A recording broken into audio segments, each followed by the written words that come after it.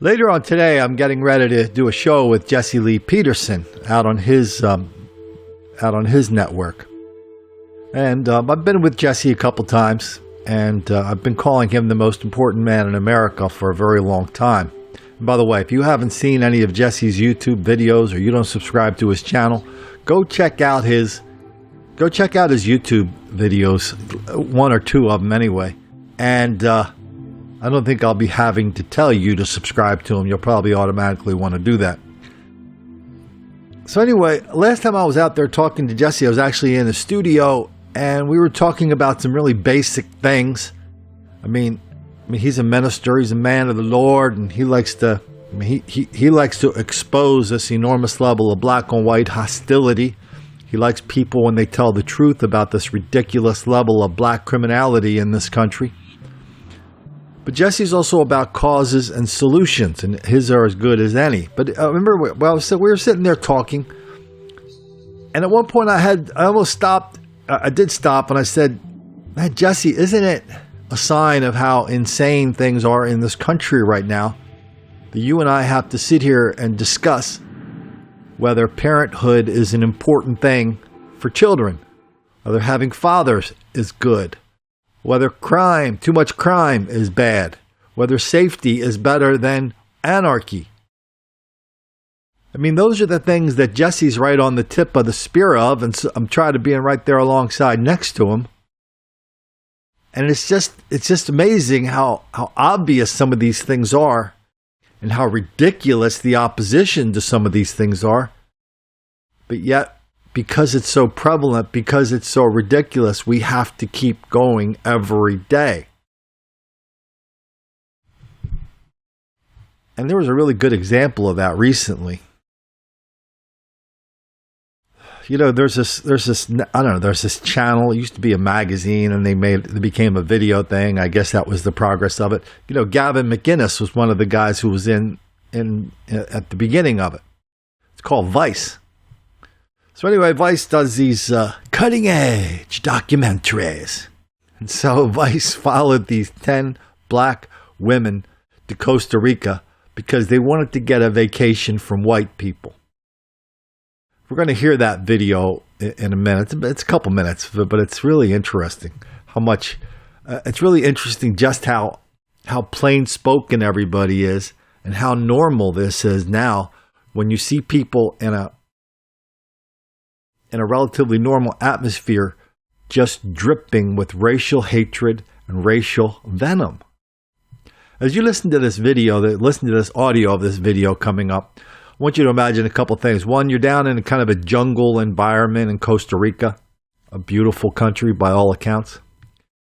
And picture these lovely ladies when they're talking. They're at a yoga retreat, they're wearing bathing suits, they're walking around in bare feet, they're splashing around in the water, they're holding hands, they're doing all sorts of sisterhood things, and they're really pissed off at white people too. Just about every single part of their lives, they think white people suck. But as you're listening to that, I want you to think about one thing. Why do we like people or don't like people? I mean, I don't even think people really know that much. You meet somebody, then you like them. I mean, Dale Carnegie had a lot of good things to say, and if you want people to like you, you have to like them. But putting that aside for a minute, I mean, sometimes it's mysterious. We don't really know. I mean, we don't know what we're projecting. That person doesn't know what they're projecting. All of a sudden, these two projections meet in the middle, and we say, "Man, I gotta get next to that person."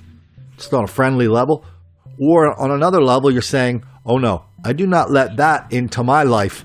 I'm not getting within 100 miles of what I just met right there." And so, we don't even know how that works that well. But I'll tell you what we do know. If you like something, you're going to cut it a lot of slack. If you like someone, you're going to cut them a lot of slack. I mean, if you're standing in line at Starbucks, right? This has actually happened to good old Colin. You're standing in line at Starbucks, somebody in front of you might like or not like. I mean, say you're standing behind like a famous person. And, they're taking, you really want that latte or coffee, and somebody in front of you is taking their time, they're counting out their pennies, or they're having to decide between skim milk and non-fat or 1%, and do they want it, do they want an extra dip of, extra bit of cherry syrup in there? I don't even know what those crazy, people do that, right? But I've been in that situation, and sometimes I got kind of annoyed because I looked at the person in front of me and I thought, I don't know. They don't look like the kind of person that I would like. So you get kind of annoyed at it. But then, you see another person. I'll just say it. Maybe it's an attractive young lady. You see another person doing the same thing and you go, oh, take your time. Take all the time in the world. Or if it was a famous person in front of you, you'd go, oh, no, I'm in no hurry. Go ahead. Yeah, take your time. Yeah.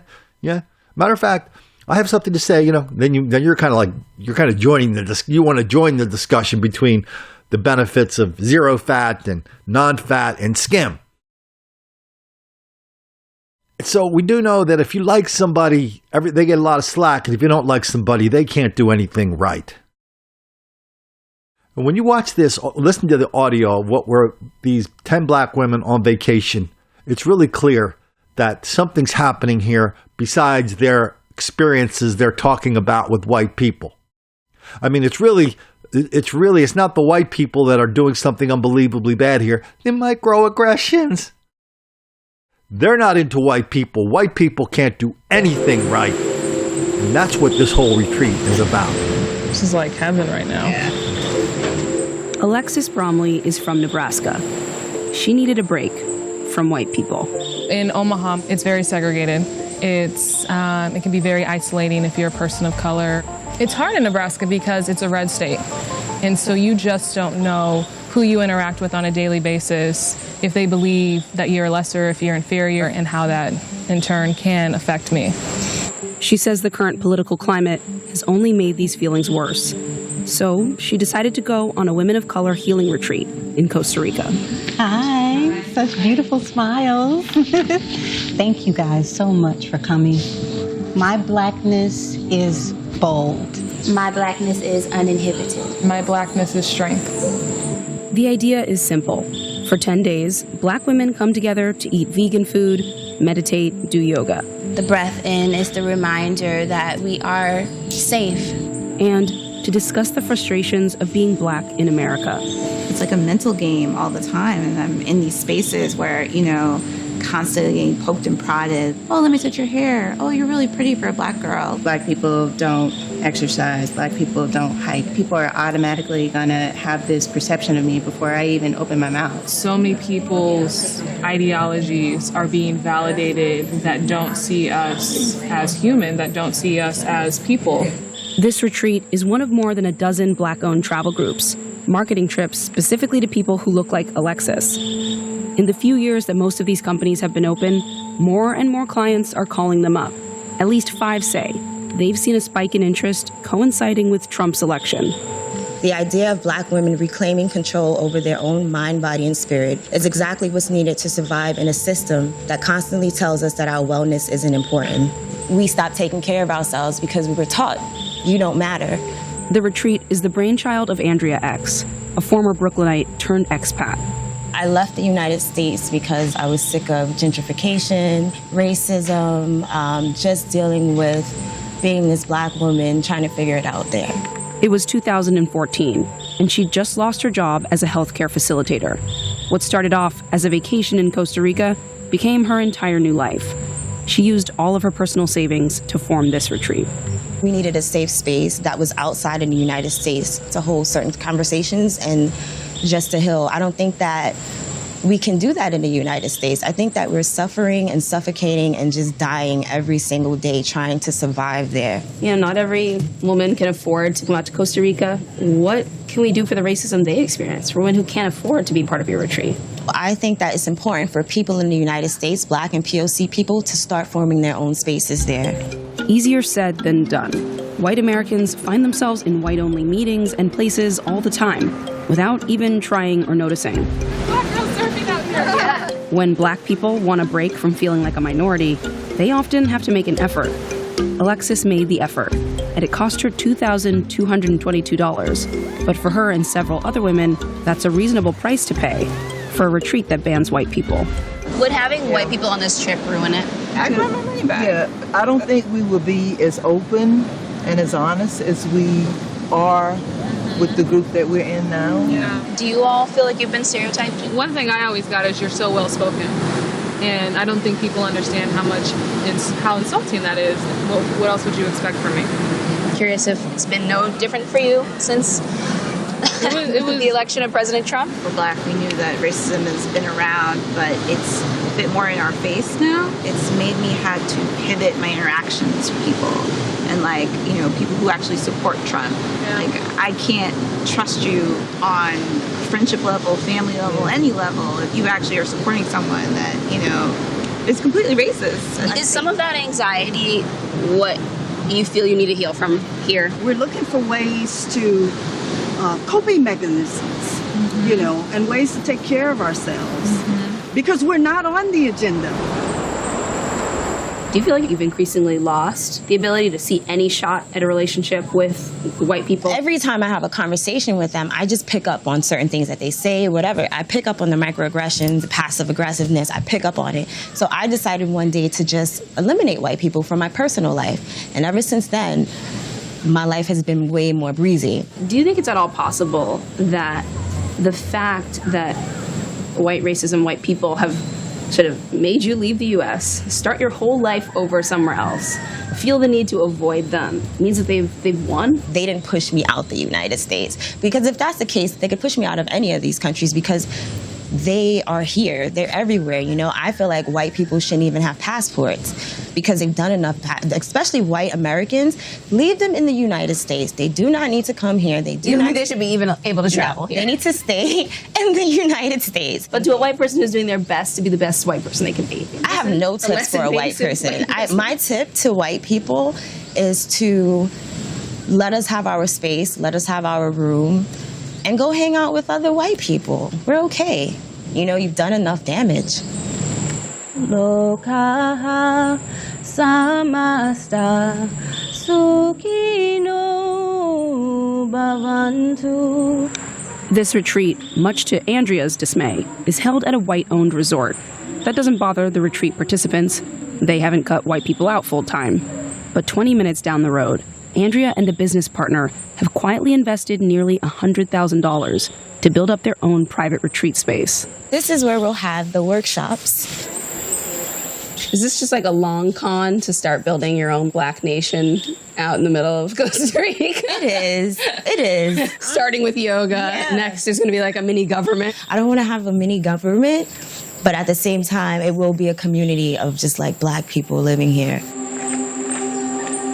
What would you say to someone who's like, you know, it's nice as this sounds like paradise for Black people, in some ways like it's motivated by the same hate that white people who want to create white nations and white spaces have? I would say it doesn't have anything to do with them. This is about us healing our community.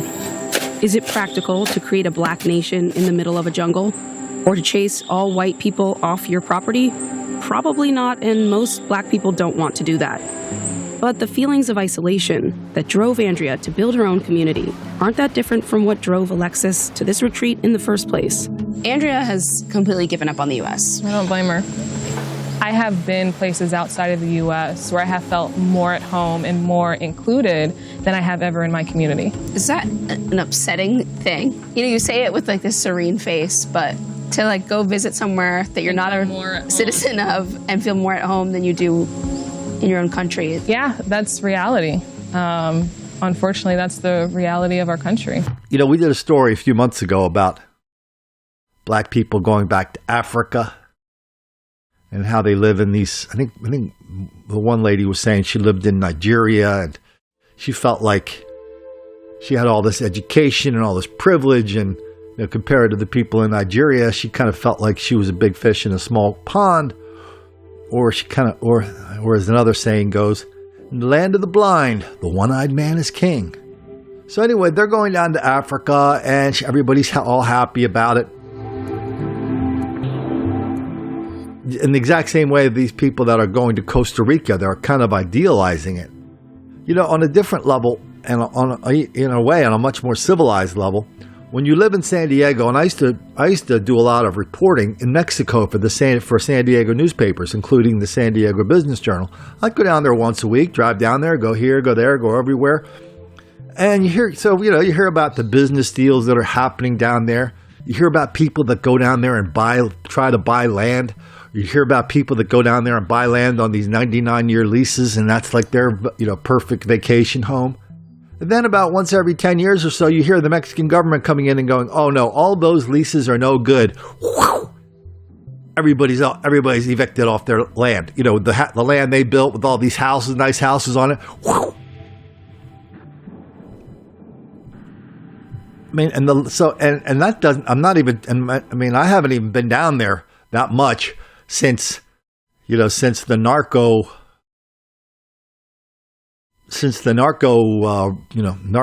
whatever you call a country run by a bunch of narcotics dealers, since the narco thing came into full bloom, since all the murders started. But I've also spent time in Mexico on a motorcycle. I spent a couple months running around in Mexico on a motorcycle, back in more than a few years ago. And so it's an interesting place. People are very friendly, but please do not ever think that it's anything like the United States. You can go from New York to Canada, and you really would be kind of hard-pressed to tell if you're in a different country. But when you go from the U.S. to Mexico, you're in a different country the very first foot you step over there. Everything's different. The law is different. The customs are different. How you bribe a police officer is different. And the level of casual lawlessness down there, I mean, that's way above what it is here. Whether that means a bunch of people come into your villa with machetes, some night, or, people are very much into security down there because they know the law is not really going to protect them that much, just on a real basic level. And so now I see this story about these lovely ladies going to Costa Rica complaining about white people. White people are always messing with them by saying nice things to them. "Oh, you speak nicely." "Oh, that's awful." "Oh, you have nice hair." "Oh, microaggression." Oh, believe me, when you're running around in Costa Rica or Africa, you're not going to run into any microaggressions from people who are saying nice things to you. No, they're going to show up at your door with unbelievably bad intentions. And then if somebody inside the government decides they want to nationalize your property, ching, bing, bang, boom, whatever you think you invested in that property is gone. I forget the name of the person who wrote it, but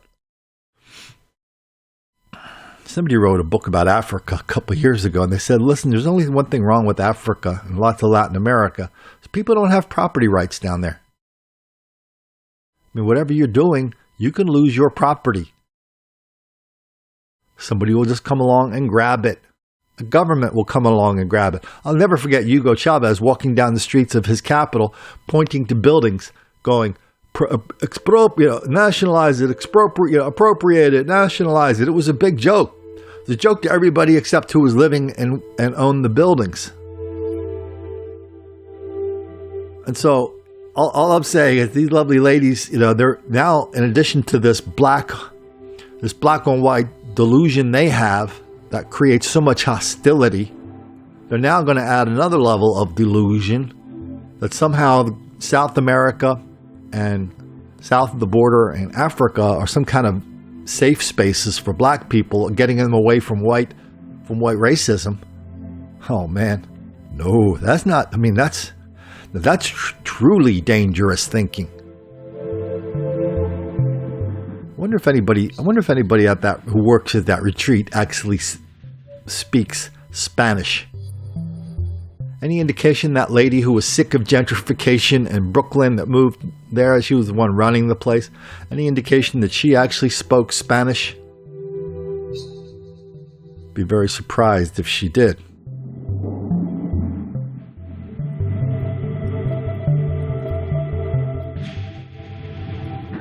One of the things I noticed from the big retreat was, you could see this on the video, I posted the video on my Minds.com channel, One of the things you see on that is, everybody there is black. There are no Hispanics there. There are no Asians there. There are no American Indians. There are no Indians from India there. It's just black. And so that really kind of gives a lie to the whole discussion, this whole fantasy we have about people of color. No, there is no people of color at that resort. That's a black thing. So what happened to the people of color? What happened to that fiction? That everybody just holds hand, makes plans with black people as long as you're anything but white. Well, part of the fiction breaks down every day because there's so much black on Hispanic violence. Part of the fiction breaks down because there's so much black on Asian violence. If you've never read or heard about that book, Chinese Girl in the Ghetto by Ying Ma, it's the story of an 11-year-old girl from China, I think from communist China, if we're still calling it that, communist China, moves to America somehow. I don't know the mechanics of escaping that country to live here. This would have been, I think, in the 80s or 90s, maybe in the 80s. And she was an 11-year-old girl, and she moved into the ghetto of Oakland. There was no people of color kumbaya going on. She was harassed, tortured, assaulted, threatened on a daily basis. They made her life hell. She didn't even speak English. She had no idea what was going on. She finally figured it out and was able to escape. Her parents were able to escape because they worked their butts off and found another place to live. And that's what Ying Ma did as well.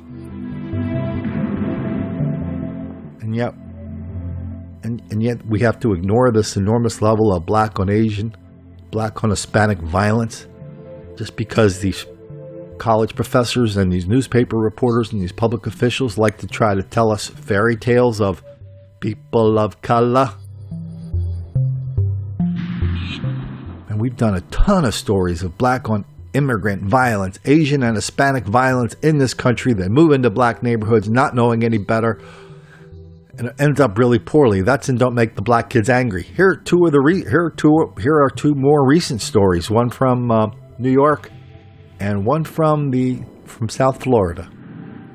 These slashes are now all over Tomas Jaimez's body after working a long restaurant shift Monday. The 37-year-old says he was walking down the street around 2 a.m. on Broome and Suffolk streets when a man came up to him out of nowhere, yelling racial slurs and threatening the worst. Say, I want to kill you. When say that, punch my chest, and I fall. The husband and father of two little girls says the suspect, seen here in this police sketch, punched him down to the ground, then whipped out a knife and demanded money. He have a knife.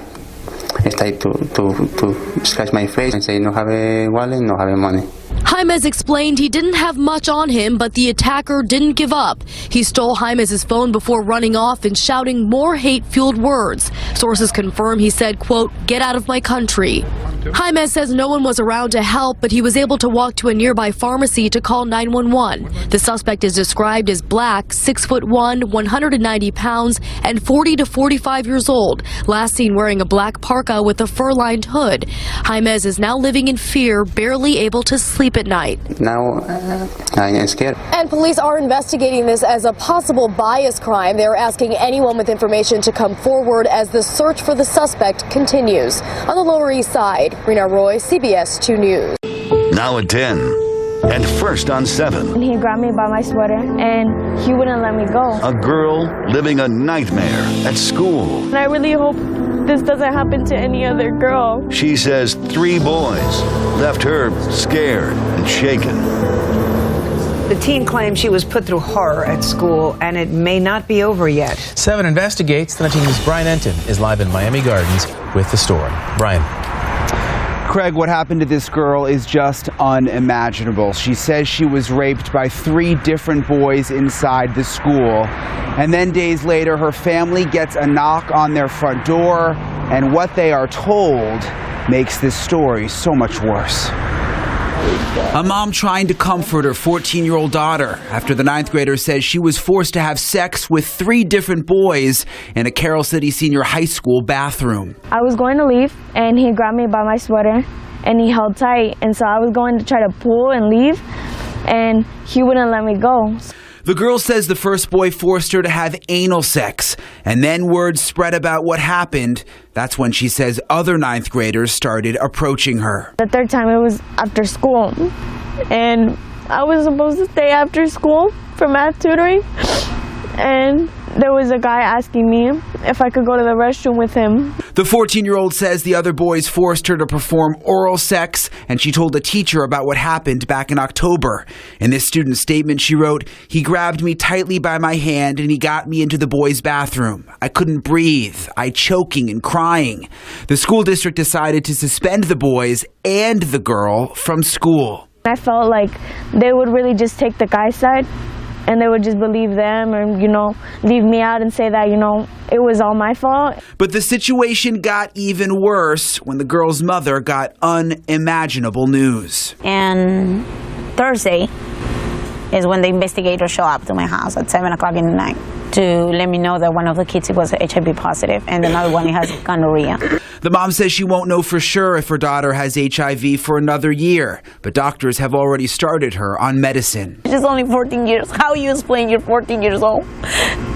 She's gonna have something that it can get cured for it. The school district says school district administrators in conjunction with Miami-Dade Schools Police are thoroughly investigating. Information regarding the case has been provided to the state attorney's office as well as the Department of Children and Families. I'm getting therapy, and, I can't sleep at night sometimes. And I really hope this doesn't happen to any other girl. This shouldn't happen to any other girl or boy. You can imagine that 14-year-old says that she is just too traumatized to come back to this school. Meanwhile, the school district emphasizes that this is an ongoing investigation and ultimately it will be up to the state attorney to decide whether or not to press charges. You didn't hear this on the story you just heard. But the first one where we did from New York, where the guy is beating and robbing the Hispanic immigrant. On the screen it said, "Random attack." Okay, there was nothing random about black on Hispanic violence. I mean, do we ever hear about Hispanic on black violence? Do we ever hear about Hispanic immigrants attacking black people? Unless you're talking about MS-13, no. And according to Joy Reid, MS-13 is just a figment of the imagination of people who run Fox News. So I guess that doesn't really count, does it? But yet they tell us a story where a guy is going around using unbelievably bad racial epithets at an Hispanic person, and that is somehow a random attack. That is the opposite of random.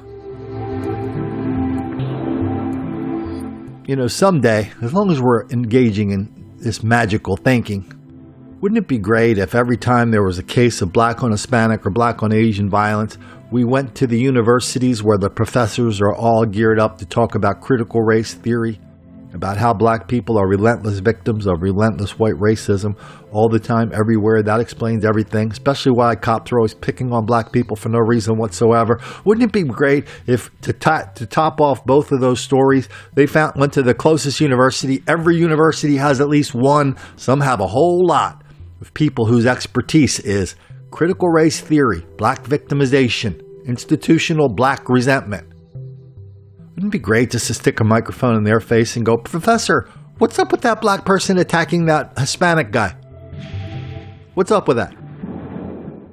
What's up with those black people in the school bathroom attacking that Hispanic woman in Miami? Could you explain why that's part of this big pattern?" But they never do that, do they? But every time there's a Black Lives Matter protest, and a Black Lives Matter protest is defined as any one person with a sign that says white people suck or Black Lives Matter, protesting something that never really happened in the first place, but getting full attention from local and national TV and radio. I mean, the professors come crawling out of the woodwork. That's part of their job as a professor, to educate people. Oh yes, we've seen a lot of this stuff.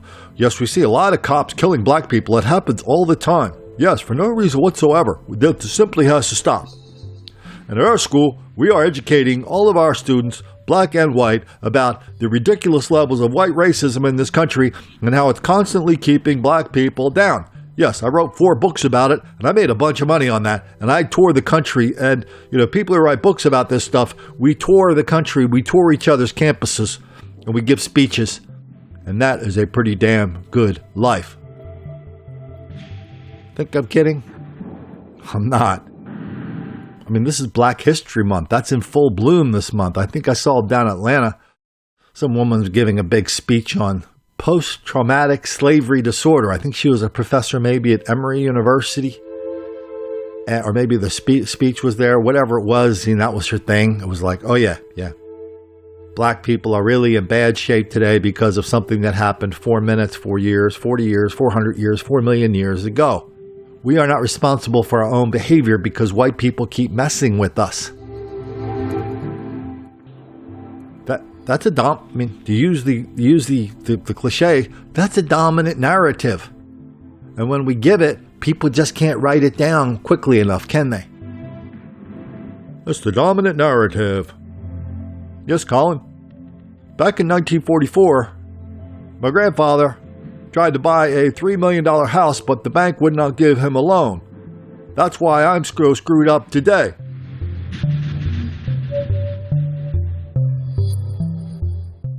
So let's get back to the lovely ladies from Costa Rica. On this channel and on my videos, on this podcast and on my videos and articles, I always feel like there's an enormous burden of proof on whatever we say. I mean, that's the environment, is that everybody bought into this, the biggest lie of our generation, of black victimization. So if I'm going to flip the script and say, no, black people are more often predators than victims, and there's a lot of white people and Asian people who are victims of this ridiculous level of hostility, crime, violence, and lawlessness. I mean, even though it's becoming more and more obvious that is true, that doesn't mean a lot more people are figuring it out. Some are, some aren't. But even so, that's our level. That's what the world we live in. We have to show people. And so when we do this thing about the black on Hispanic violence and the black hostility, I mean, we really got to show people and let them hear it for themselves. Because it's so far out of the mainstream in a lot of ways that all of us on some level, especially me, we're all going, well, I wouldn't believe that unless I actually see it. And so that's the level I operate on. Like if somebody had said, hey, Colin, did you see that story on HBO the other night on the Vice channel?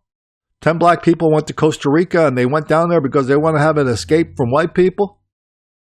And the worst thing that happens to them is somebody touches their hair or say they speak nice. I mean, that's it. That is it. No story. I mean, that is it. No stories about white on black violence. Why didn't you just go get some Joy Reid MSNBC clips? The New York Times did an enormous story on her over the weekend. And and in the story they said, yeah, Joy Reid, she's been a good reporter. She went down there, MSNBC sent her down there to the South to investigate a lynching. And they also sent her down to investigate church burnings. Oh yeah, both stories were flat out hoaxes, untrue. Except Joy Reid did one of these. Well, because when you go down there and look at it, it's transparent right away what's going on. This loser who killed himself was not lynched. He killed himself. And by the way, That was weird too. I mean, this guy, she went down to investigate a lynching. Turns out 25 years before, maybe 30, he killed a white kid, and he spent 25 years in prison for that. So anyway, now this loser is walking around at night after the casino and goes and kills himself. They sent Joy Reid down there, and she pulls one of these, well, we don't have any proof it wasn't a lynching, Colin. Okay. You also don't have any proof that it wasn't a bunch of aliens that came down and lynched him. That's not really how the journalism racket works. If you say something, you have to back it up. You can't say there's no evidence to support the other point of view. Well, there's no evidence it wasn't a lynching. No, you have to say, yeah, it's a lynching because of this and that. Otherwise, you have to kind of like, you don't assume, but you say, well, okay, that person's out there hanging by a tree. It happens. People kill themselves. This was Jackson, Mississippi, by the way, 85% black. Remember, that's the town where the city councilman goes, okay, I'm going to test you now. If you haven't heard this, I am going to test you. There's a city councilman in Jackson, Mississippi, who said if white cops come into their town to chase people who commit crimes outside of Jackson and they run into Jackson, he wants black people, including ministers, including city councilmen in Jackson, to throw rocks and bricks and bottles at them. Do you believe that? If you don't, go to myminds.com where I'm posting this and leave me a really full comment about why you don't believe that, why that's impossible. But that's what Jackson's like. It's a black town, lots of black people. A white person rolling into Jacksonville with sheets and stringing people up. It's not an easy thing to do. Anyway, that's what Joy Reid was doing.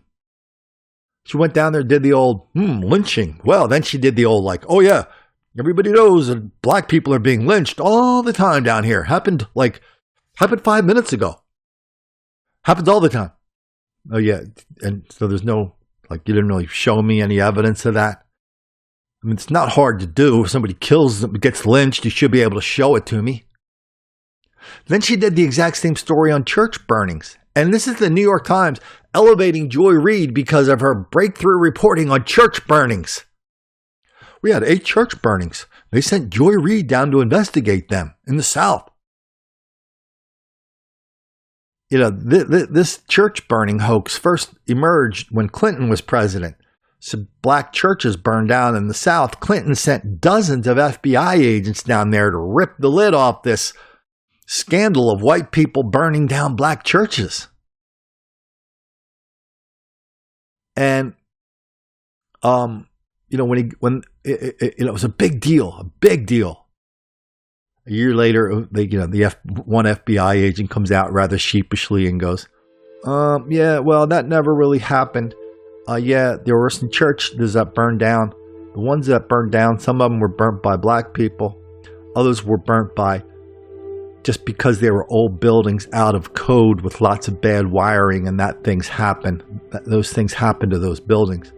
But there were no white people burning black churches. Well, this kind of happened again 2 years ago, where 7 or 8 black churches burned down, except this time they found 3 of them were burnt by black people. We covered that. And they found 4 of them were just because they were old crappy buildings with bad wiring. One was started by lightning. So that's the level of proof that we demand, something has to happen. So if you're in Costa Rica saying white people are messing with you, can you at least give me something more than white people say I talk in a nice way? Can't you at least say, I went through a white neighborhood, or I went to a white grocery store with lots of white people, and every time I went there, somebody threw a mayonnaise jar at me, or they pushed me over, or they threatened me, or they followed me into the parking lot and stole my stuff. None of that. That's the best you can do. That's why you're going to Costa Rica. To get away from people who pay you compliments that are really microaggressions. So that brings us back to the beginning. Is that really a problem with white microaggressions? I.e. aggressions nobody but you can pick up because it's all in your imagination? Or is it a problem with you? that you're not into white people. You have a problem with racial hostility, black on white racial hostility, and not a damn thing a white person can do will satisfy you. Not a damn thing a white person will do is okay with you. I mean, the most obvious example most recently is the President's State of the Union speech. Got up there and said, black unemployment is at all-time historic low. They put the camera on the Black Caucus. They're not only sitting on their hands, they're not only glaring, they're doing the I'm visibly angry and upset at what you just said. I mean, so here's my question. The people in the Black Caucus, microaggression to follow here. They're not smart enough to know that that was nothing but bait that they rose up and took hook, line, and sinker, exposing them as the ridiculous racists that they are. They're not smart enough to see that. They couldn't have just put their hands together in a perfunctory golf clap.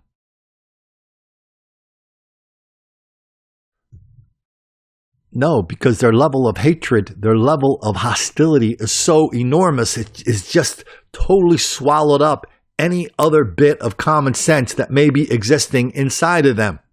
Oh, white women, they want to touch my hair. They want to ask me about it. I'm sick of it. White people asking me questions about black people. That's hostility in their world. Other people's world, it's called being nice. It's another other people's world. It's called reaching out to people, trying to be nice to them. And that one lady was going, like, she was just, that one lady even admitted it. She just says there, when I talk to white people, I just sit there and wait for them to say something. It's like you're walking across a football field of eggshells, a football field of landmines. And this woman is sitting there at the other end just waiting for you to blow yourself up so she can laugh and point at you, even though you didn't do a damn thing. That's the level of hostility today. And really, if somebody doesn't like me, if somebody doesn't like you, that's not really that big of a deal, is it? Somebody doesn't like us, well, we just let them go their own way. But if somebody persists in that hostility, and they bring that hostility into your face, into your house, well, that's a precursor to violence. That's a precursor to threats. It's a precursor to some very, very nasty business that will visit upon you without you even knowing it.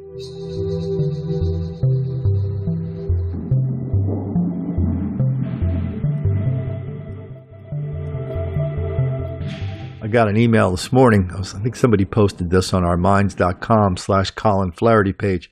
He said, I was out walking last night and I met a couple of black people on the street, and one of them wanted to know what time it was.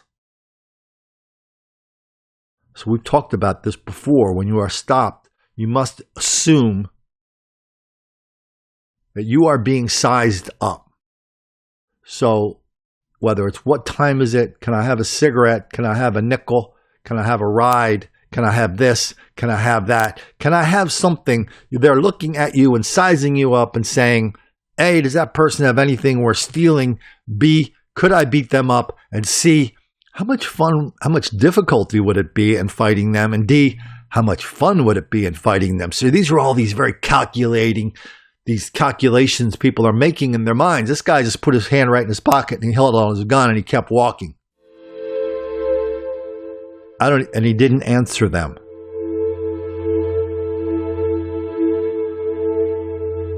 That's the world we're living in now, where this hostility is so omnipresent. I mean, that's just like a self-defense mechanism that we have. We have to sit there and say, black people know what time it is. Black people have a cell phone, so they don't need to borrow yours. Black people have cars and buses, so they don't need to borrow yours. They don't need a ride to go somewhere. Black people don't smoke, and if they do, they have their own cigarettes. And if a black person comes to your door, knocking on your door at 10 o'clock at night saying he wants a drink of water, no, that black person is not thirsty, okay?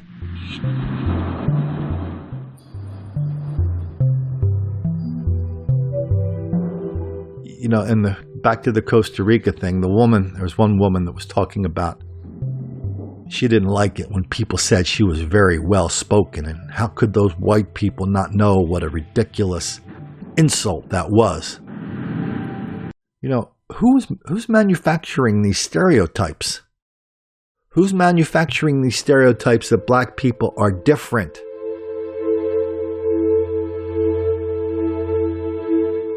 Turn on BET. Turn on black radio in the morning show. I mean, all you hear is like a report from another planet where people are dressing in different clothes or using a different language. So this woman in Costa Rica is going, oh, how could they say the black, I speak well for a black person. That's an insult. Okay, so this is one of those, oh, I'm going to sit here and pretend something called Ebonics does not exist. I'm going to pretend that black people don't speak differently than white people do. Most black people. I'm going to pretend that. Well, what about all the books written on Ebonics? What about all the college professors saying, oh yeah, black people speak differently and it's just fine?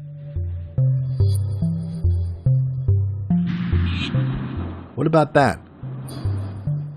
I mean, we didn't make up this ridiculous level of separation that exists between black people and white people when it comes to virtually every part of our lives. I know.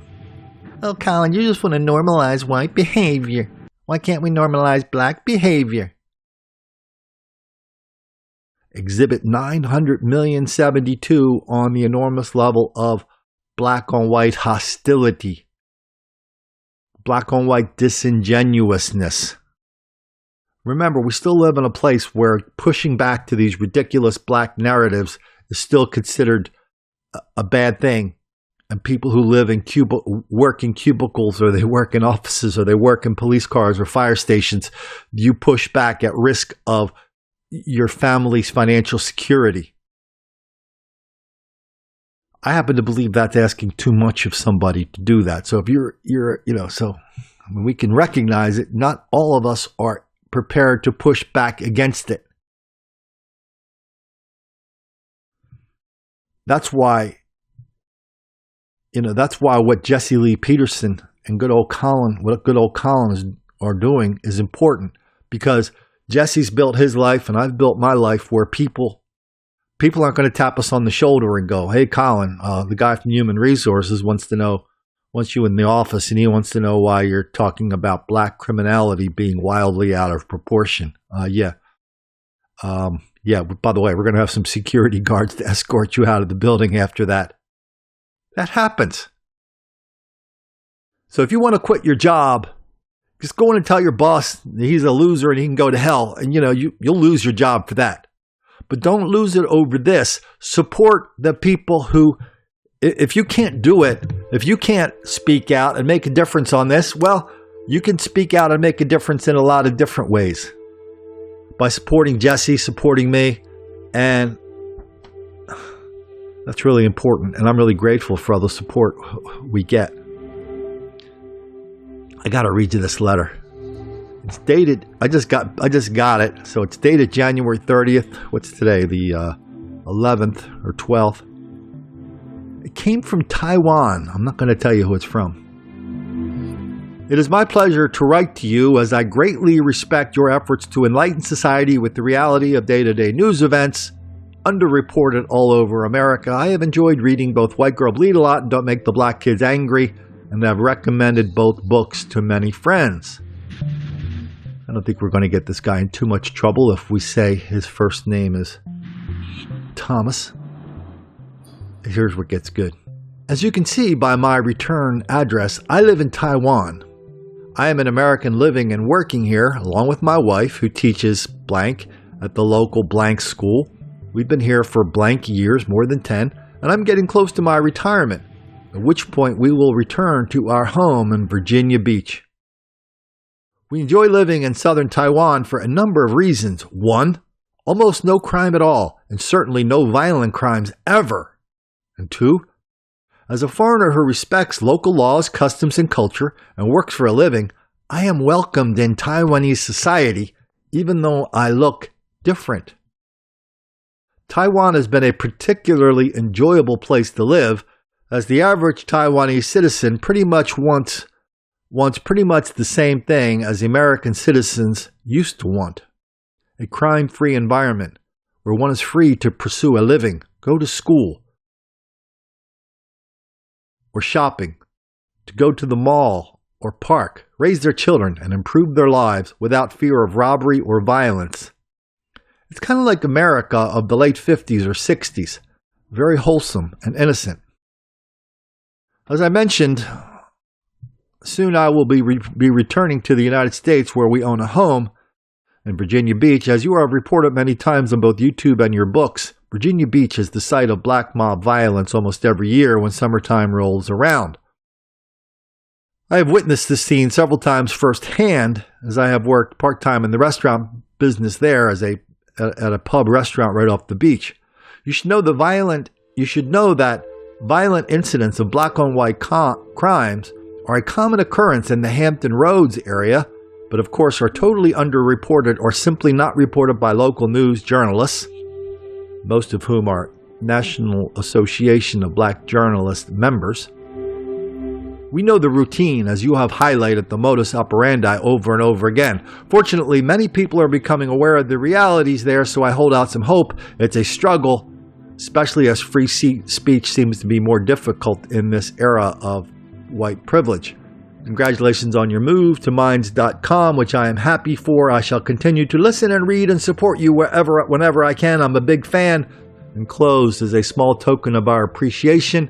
Thanks for the good fight, Mr. Flaherty, and thank you. Wow, that comes from Taiwan. I shouldn't say I'm surprised, because we do so much stuff here on Black on Asian violence that we do have an audience, not just in Taiwan, but across the strait, in the big China. Matter of fact, we've got a couple of people over there working with some publisher in Shanghai. I don't know how this is going to end up, but they're eagerly trying to convince some publisher in Shanghai that when Asian people visit the United States, they really have to be aware of what Colin Flaherty is saying in his books and videos. So we shall see how that works out. Anyway, I'm looking forward to the Jesse Lee Peterson show today. I hope you get a chance to check that out in addition to this podcast. Jesse's so good on causes and solutions. I try to stick right in the middle between those things, the event itself.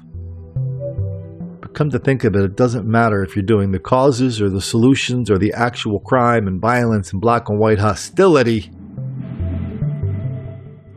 It pretty much all seems guaranteed to make the black kids angry.